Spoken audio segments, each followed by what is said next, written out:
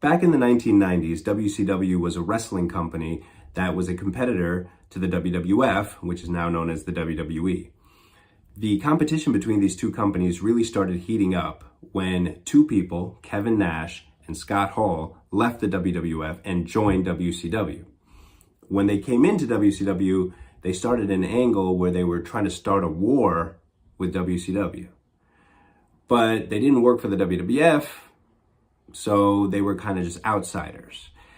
This led to a match at WCW Bash at the Beach 1996, where three WCW wrestlers competed against two people, Kevin Nash and Scott Hall, but also a third person that was unknown at the time the match started. But later on in the match, it was revealed that Hulk Hogan was the third member of their group. And that was one of the biggest surprises in professional wrestling history, that Hulk Hogan was a bad guy.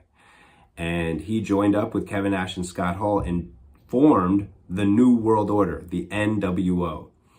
Now it's at this point when things really change for WCW. Because in June of 1996, even before the Bash at the Beach event, WCW started an 83-week run where they beat WWF Raw in the ratings. Nitro was beating Raw. And a big part of that reason, probably the main reason, is because of Hulk Hogan, Kevin Nash, and Scott Hall. I will be doing a series of videos where I look back at the time period where the nWo formed, all the way through to the end of WCW in 2001. So let's start off with the very first WCW Nitro after Hulk Hogan turned into a bad guy. So this is July 8th, 1996.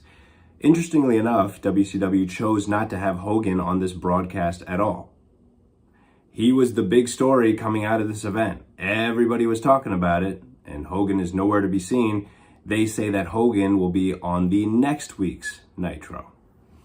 So that's how confident they are in this angle, that they're just gonna rope you in and make sure you tune in next week to see Hogan. I understand that. I mean, they really had lightning in a bottle here, because turning Hogan into a bad guy, even Vince McMahon has said that is something incredible and brave to do. So they knew what they were doing when they turned Hogan and kept him off TV for a week. But this episode of Nitro had a lot of great things about it and shows you why people tuned into Nitro in the first place. They started off the show with an absolute thriller of a match in the Cruiserweight division. They had Dean Malenko, who was the Cruiserweight champion, defending his title against Rey Mysterio Jr. This is early on in Rey Mysterio's career. I believe he was in his early 20s. And the things he could do at that time were revolutionary. You didn't see this kind of stuff in the WWF, for example. So this gave WCW a competitive edge.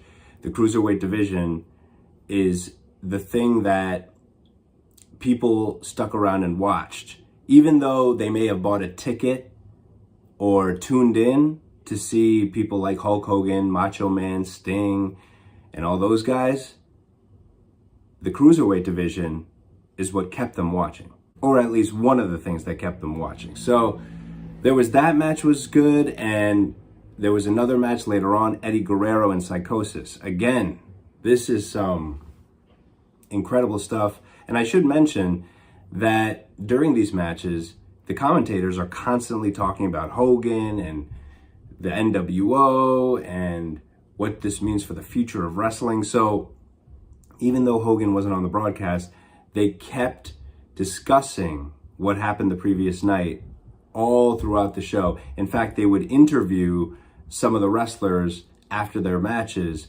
to see what they thought about what Hulk Hogan did, to make it seem super important and that this was like an existential crisis. Like WCW was in danger now that Hogan had teamed up with Kevin Nash and Scott Hall. The work rate of guys like Mysterio, Malenko, Guerrero, Psychosis, this stuff was so entertaining.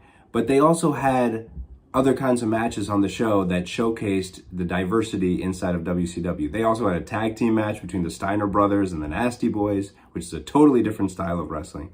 They had Ric Flair defending the United States Championship, which he had just won the night before from Conan, defending it against Jim Powers, and even they had an interesting match on this show. Ric Flair, of course, he wins, but still, a nice variety of wrestling styles, which is refreshing, because when you were watching the WWF at this time, there wasn't that much variety, not like this.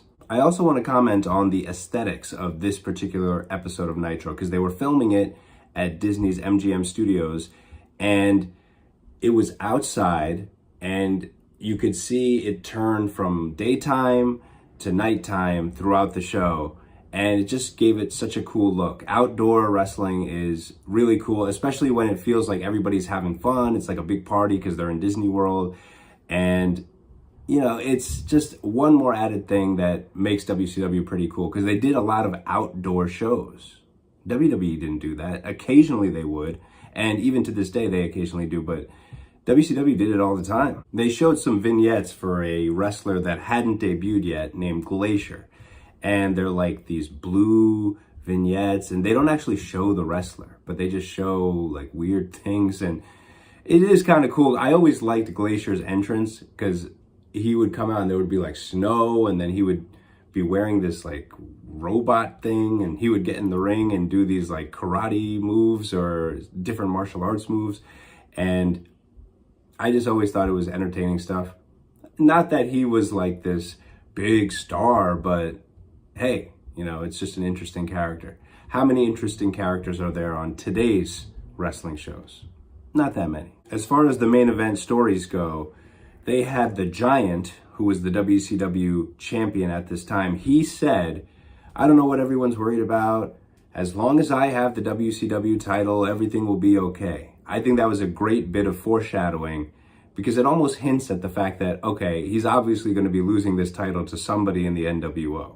In the main event, it was Sting against Arn Anderson, and the match itself was so-so, but during the match, on commentary, Eric Bischoff kept referencing a limo that was parked nearby, which supposedly had some visitors, and it certainly did. It was Kevin Nash and Scott Hall showing up during the match to cause trouble, and security is preventing them from getting involved in the match. Then Macho Man Randy Savage shows up, and he wants a piece of Kevin Nash and Scott Hall, but security's keeping him away. Anyway, at the end, Sting gives a promo basically saying that he was very surprised about Hogan's behavior and decision at Bash at the Beach. But he said that if he thought about it, he's not really surprised at all, because Hogan used to show up in a limo to all the towns while Luger and Sting and Macho were riding together. And so he's not surprised. And Macho Man also threatened Hulk Hogan, like he's going to do stuff to him when he gets his hands on him. Again, it's just great stuff where you didn't even need Hogan to show up. He was the talk of the town the whole show, and the guy wasn't even there. It's entertaining stuff to get you hooked in so that you tune in next week.